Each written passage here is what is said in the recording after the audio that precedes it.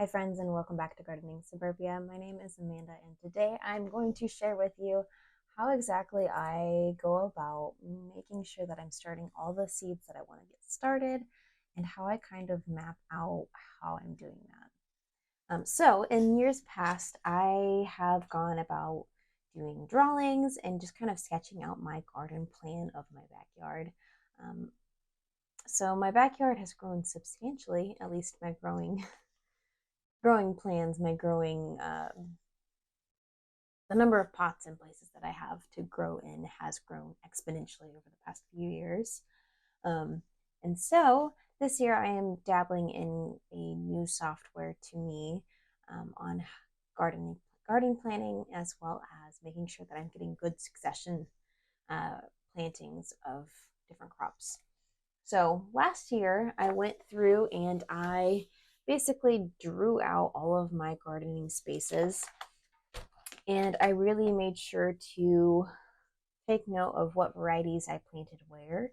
And I even went as far as making my own Greenstalk towers and getting those pockets drawn out so that I could make sure that I have those labeled, which is super useful this year because a lot of my medicinal herbs in my medicinal herb stock that I had planted, I think it's a 5-tier original. No, it's a 5-tier leaf planter. So that's that shallower pocket green stalk planted with a bunch of different varieties of medicinal herbs, some of which are actually perennials to me in my area. So I'm super excited that I have those labeled. I should be able to go outside and see a majority of what those are based off of the leaves and stems and how they look. But this gives me a more definite guide to what I have planted. I know some of those varieties didn't actually make it through the winter, and some of those varieties, I'm still learning, and so I do tend to experiment here and there with different things and starting different things at different times. And sometimes it works out and sometimes it doesn't. And I think one of the plants that I'm thinking of right now is wormwood or sweet Annie. It's a medicinal herb, and it has very, very, very tiny seeds. And I think I was supposed to start it at a different time of the year than when I did. So I don't know if that will make it. So I don't know if those guys will make a comeback this year or not, but we will see. So what I am doing this year is I'm actually using a program called Seed Time. And I don't think that they have a mobile version just yet. I believe it's a newer company. And I actually heard about it through Jess at Roots and Refuge. And I believe even Jill at Whispering Willow Farm also has a connection with Seed Time. So I am using this program this year. They have a couple different tiers. There's no affiliation and no sponsor from me. I'm just kind of dabbling in this program myself. But they have a couple different tiers of, I think there's a free tier, and you get different access to different parts of this program. I got a year-long membership to just go ahead and try it out to its full extent. And I think that they even have a lifelong membership. I don't know if that was something that was just available to those who were in that some kind of video call that they had with Jess. And I think that Jill even has one. But I'm going to go ahead and try this out for the year and see how it works out. I am a super visual person, which is why I liked this drawing of my garden space and being able to actually see a visual representation of my garden instead of just like writing things out, or writing my inventory, I should say. The cool thing about this program is that it has a actual layout button that you can go ahead and see where things are planted. You can put that specific variety where you want it.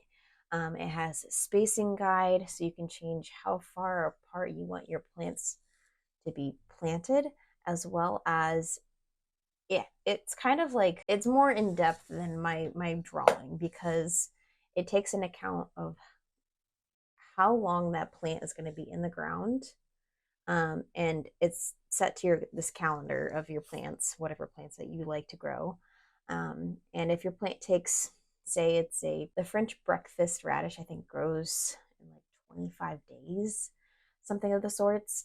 So if you put 5 French breakfast radishes in this pot, seed time on your garden layout will show those French breakfast radishes in that space for those 25 days, and it'll tell you when to harvest. It'll tell you if you need to cultivate. So cultivate being, digging up any of the weeds or adding soil amendments, just making sure that your plant is in good health. And then it'll tell you when to harvest. And then after that time, that plant will disappear off of your garden plan. And that lets you know that you should go ahead and either replant or put something else there so that you're getting full use of your space. So it's kind of like a time and visual plan, which is super cool. So I'm trying it out. I'm trying to get all of my things sorted, which is kind of hard because typically what I like to do is once it's time to actually plant things out, I will get all of my plants, I will separate them out, and then I will just kind of plop things in different spaces and see what works. And I know based off of what plants are. So my pepper is going to need some really good direct sunlight for a really good chunk of time. So that is the garden beds in my space that are like the brick bed or my big long extended bed that I have that I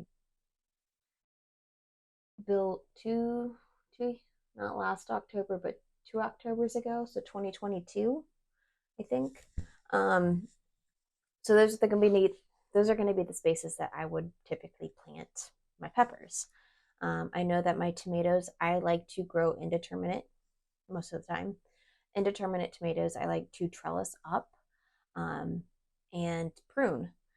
So I will make sure I will put those in a space where I can trellis them up. So it's just kind of, I'm still kind of playing around with the idea of how this is exactly going to work, but I'm hoping that it will help me plan better on where to put things in my garden and hopefully get better results of a better harvest.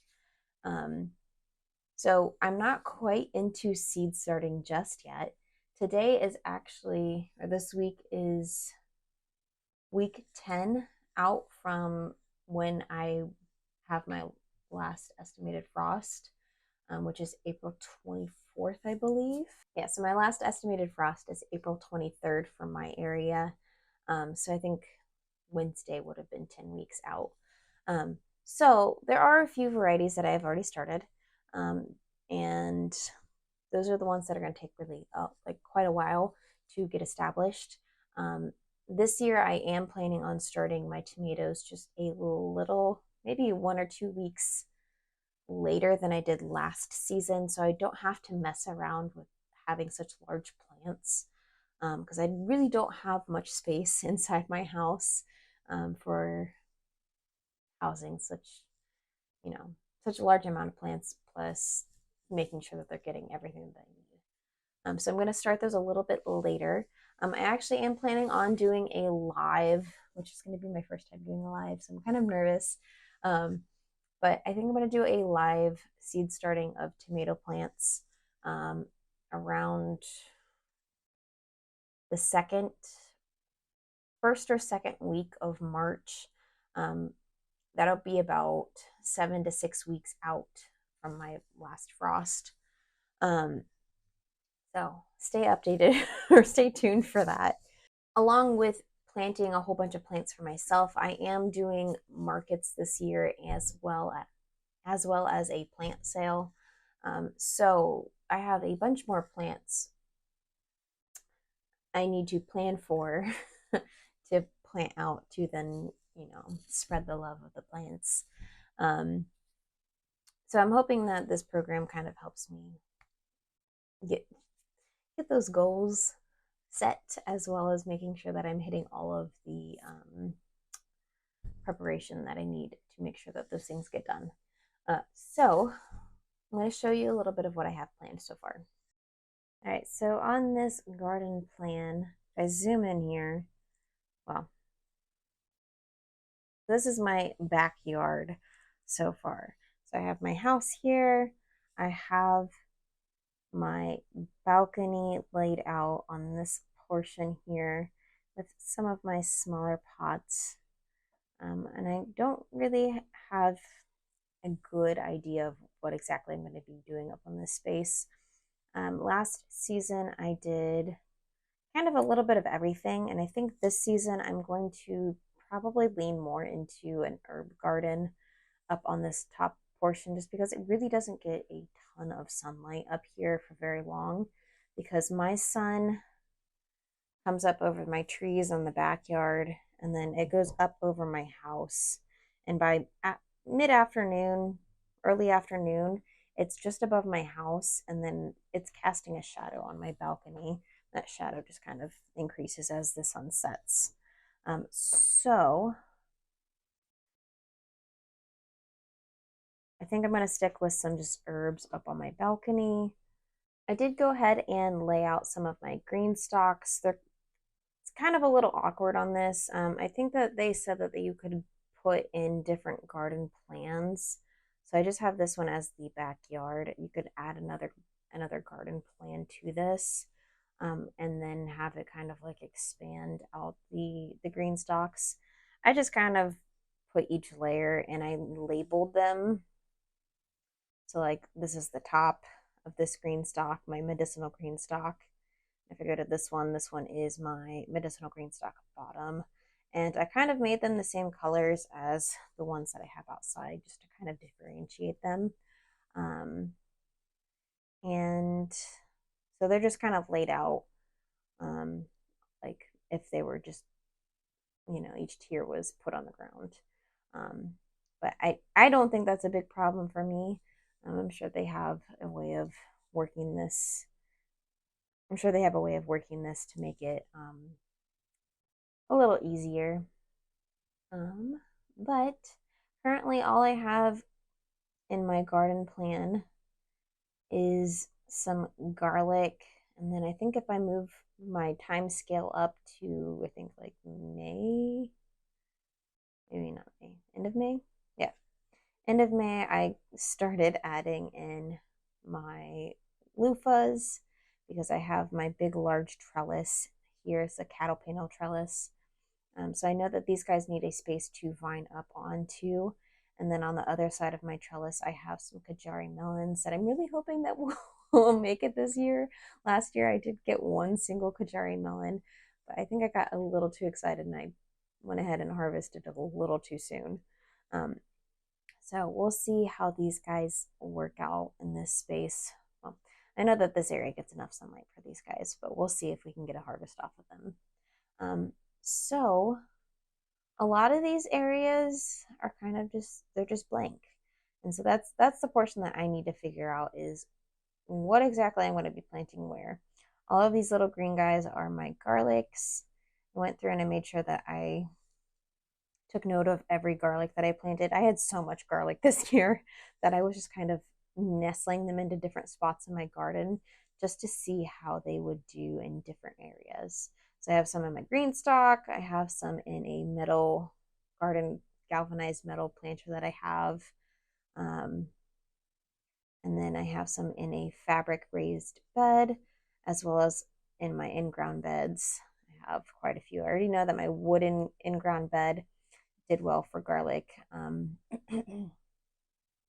So I went ahead and I planted more of that there last October. But this is super cool because you can go ahead and find all of the crops that you add into here. So I have like broccoli, I've added in calendula, some different types of carrots, cucumbers, echinacea, green beans, medicinal herbs, as well as all of my peppers and pumpkins, and the list just kind of goes on and on and on and on and on, of course. But you can literally just take, we'll just take let's take the mortgage lifter, and you can just plop it in. So right now, this variety, I have a spacing of 18 inches. and a row spacing of 24 inches. You can go ahead and change that right here, as well as make it to an offset so that you're like filling in domino effect instead of just, square. So, kind of something to keep in mind. I definitely planted a ton more tomatoes in this space last season than this program is telling me I should. I probably planted my tomatoes at like 12 inches apart, maybe even a little less than that. So you can just plant that variety. I'm gonna go ahead and take that guy off just because I'm not quite sure where I'm going to be putting things just yet. But you can add in your varieties and kind of plan out where things should go. You can add new planting locations, as well as add any landmarks like a house, different kinds of things like this, tree. And you can take back to the calendar. And this calendar is just going to tell you when you should be starting things. So I've already went ahead and planted all of this stuff, but on the 21st, I need to start some cabbage as well as some pansies. And then, 28th, I've got a long list of peppers as well as some other flowers and whatnot. And then this tells you anything from seeding to making sure your beds are prepared, to transplanting, to cultivating, such as adding your fertilizers or making sure that the weeds are taken care of, and then all the way to when you should be harvesting said plants, whether that's your peppers or some flowers. So it really is a unique program. I'm excited about it. I like the simplicity of it. Definitely still learning. So I'd love to hear how you guys are planning your garden this season, whether that's just with good old pen and paper, or if you're using some kind of program, or you've got a beautiful garden planner that has kind of a section marked off for designing, or maybe you're using Excel. I've heard a lot of people say that they use Excel for diagramming, putting out like a garden plan. So I'd love to hear how you guys are getting ready for this season. I'm super excited for another year of gardening. I love that I have some plants already in my office here. And I can't wait to share that journey with you guys. If you guys are new to gardening, I would love to point you to my video last week to potentially help you guys get started with gardening. But until my next upload, thank you guys so much for joining me, and I'll see you in the next one.